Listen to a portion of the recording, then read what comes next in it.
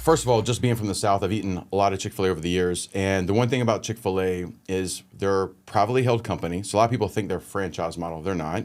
They run like a franchise model, but they're a privately held company. Almost 80 years now, never having a down year. So COVID, anything like that, never having a down year. So that's pretty much unheard of. I can't think of another private company at that scale, billions and billions of dollars. And the other thing is they've kind of done a little bit like McDonald's has done, is they own the real estate as well too. So they have a great business model, and I mimic a lot of things that they do. So I study Chick-fil-A a lot. And matter of fact, one of the things that I talked about recently was I'm a football fan. Unfortunately, the Falcons are my team. And so one of the things about watching football is you see a lot of microcosm of life just happening in sports in general, but especially football.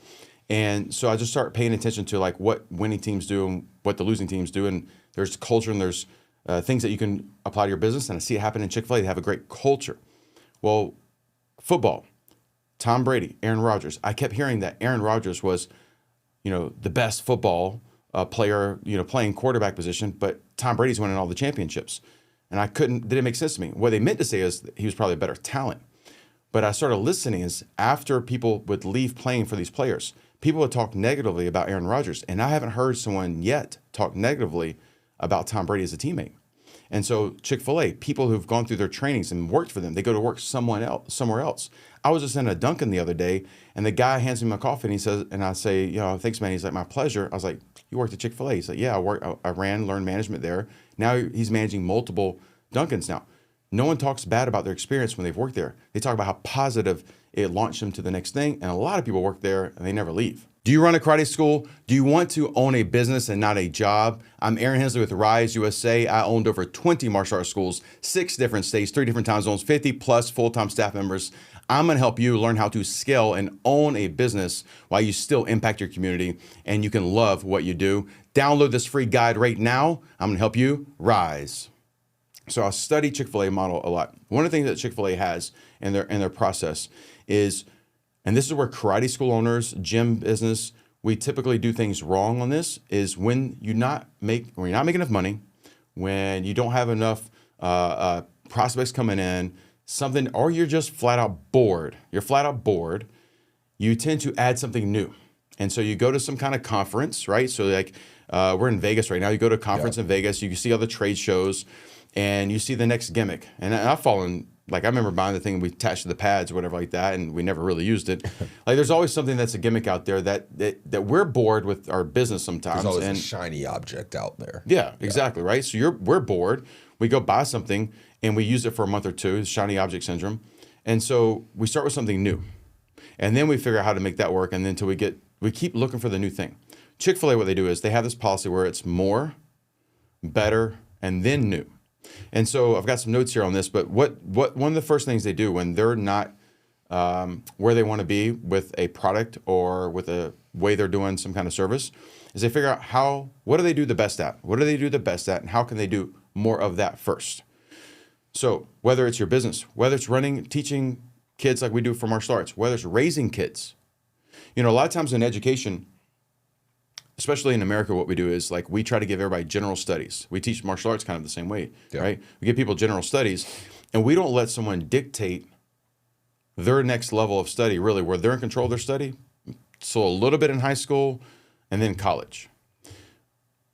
But I will tell you, like pretty much every kid I've ever seen is like at 7, 8, 9, 10, 11. In those years right there, you almost can tell where they're going to go in life. Like my daughter, which she's very quick on the comebacks for sure, right?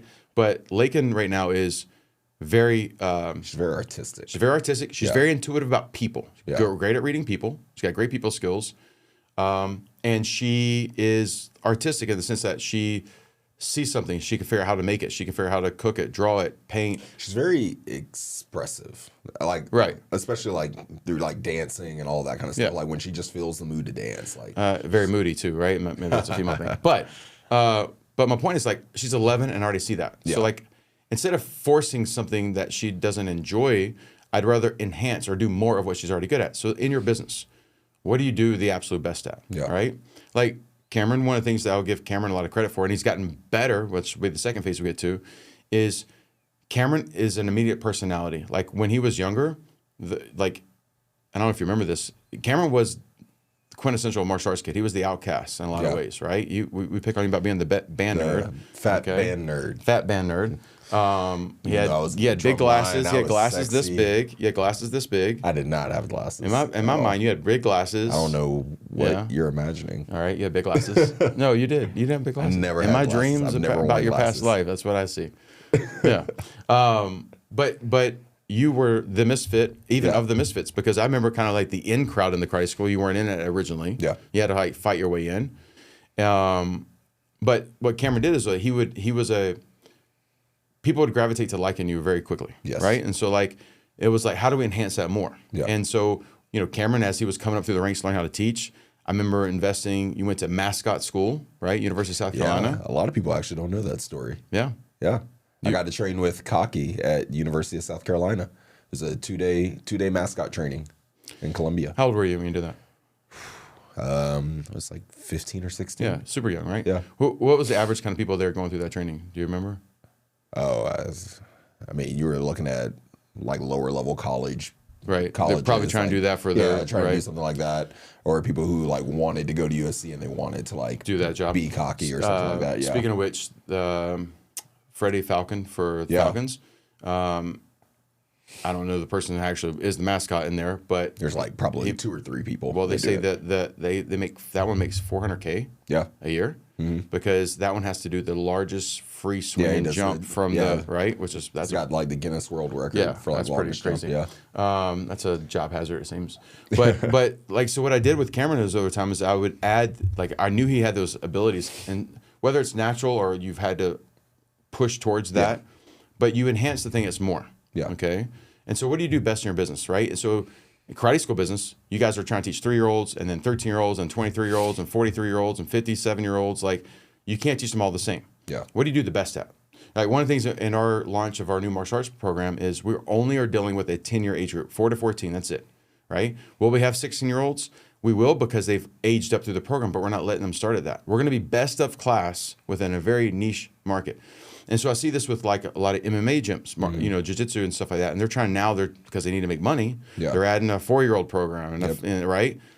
But like be the best of class what you are. So be more of that, right? Like you will not see Chick-fil-A serving beef product and like they're going to do chicken. An 80-year record tells you that they're pretty damn good at it. Yeah. Right. Well, I mean, that's the thing too, is when you just saying in the idea of martial arts schools, like you started it to be a martial arts school, not a daycare, not a gymnastics facility, not cheerleading and tumbling. Like you opened it up to be martial arts, but that's what you got to go all in on. One of the things that frustrates me, we talked about this the other day, is now we're not knocking people, make money how you got to make money. Yeah, make your money how you got to make your money. Of course. But there'll be people who will be on shows like this and they'll brag about how much money they're making in their martial arts program, but they don't even actually have martial arts program. They have martial arts themes. Yeah. Right? They'll call it karate, but really they make all their money being a daycare, picking up after school program, picking up kids from school, bringing them over, having them do their homework, run them through a martial arts workout class. But I will tell you this, those teachers, 90% of them that I personally know,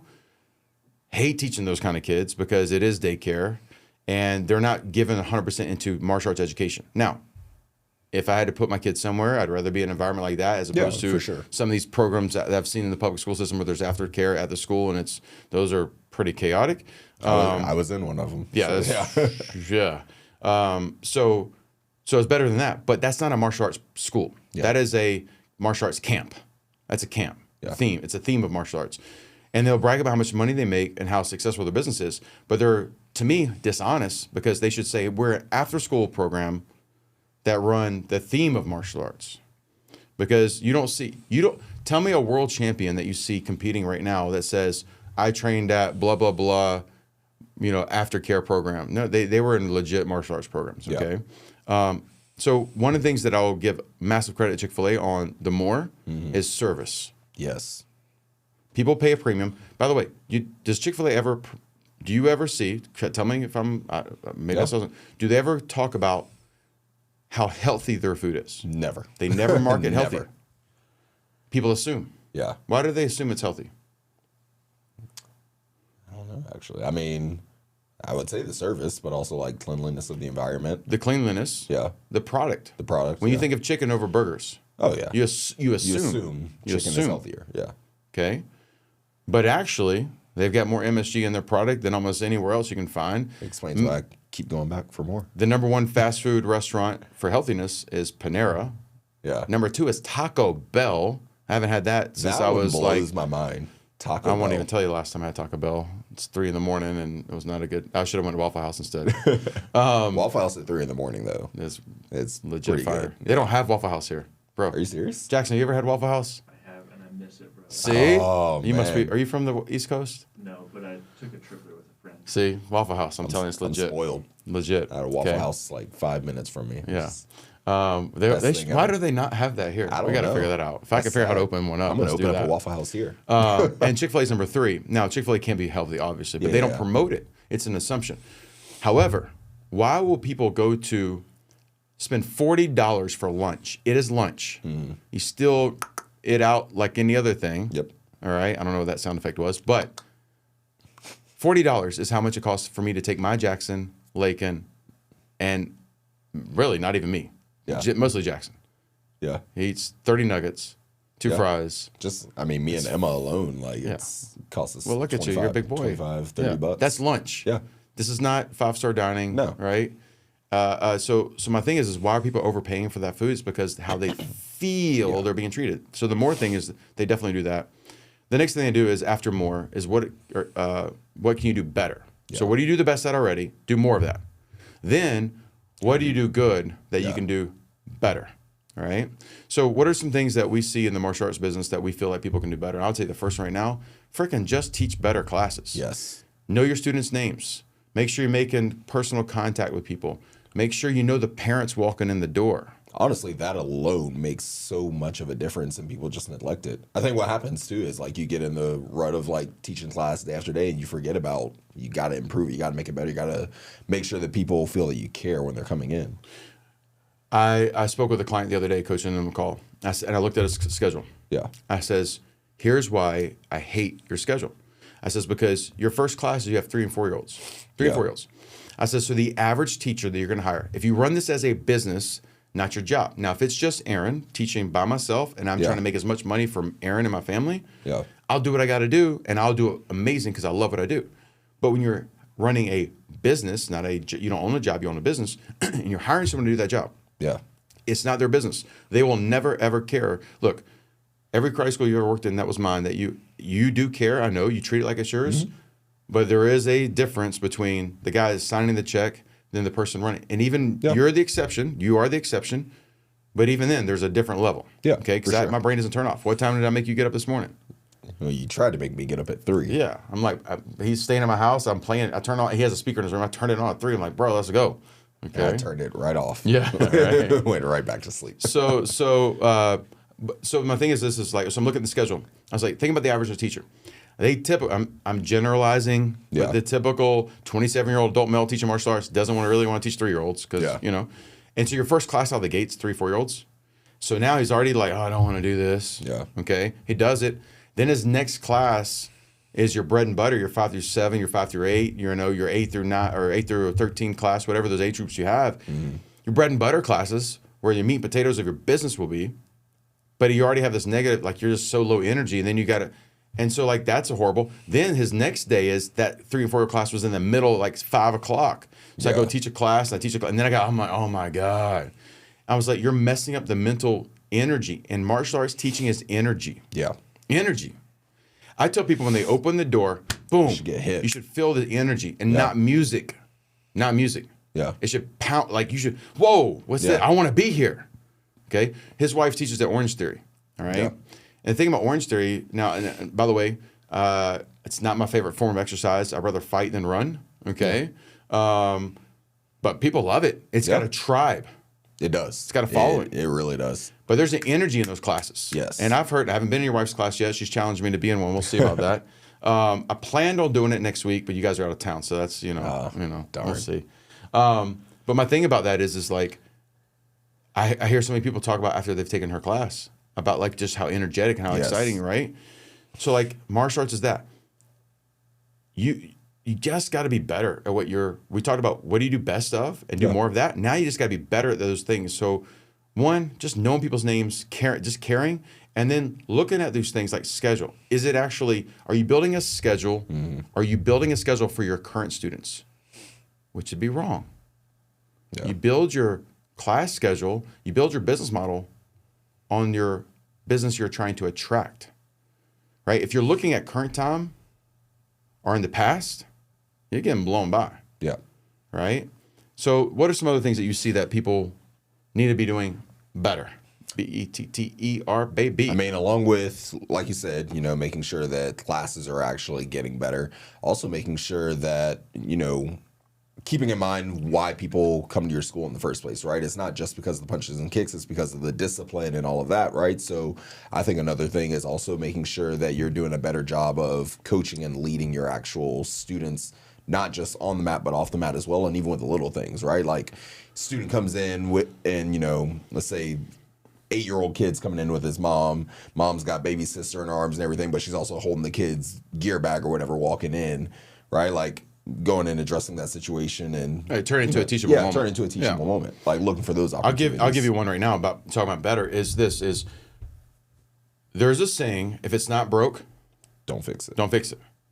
I'm like, well, shit. Let's fix even the stuff that's not broke.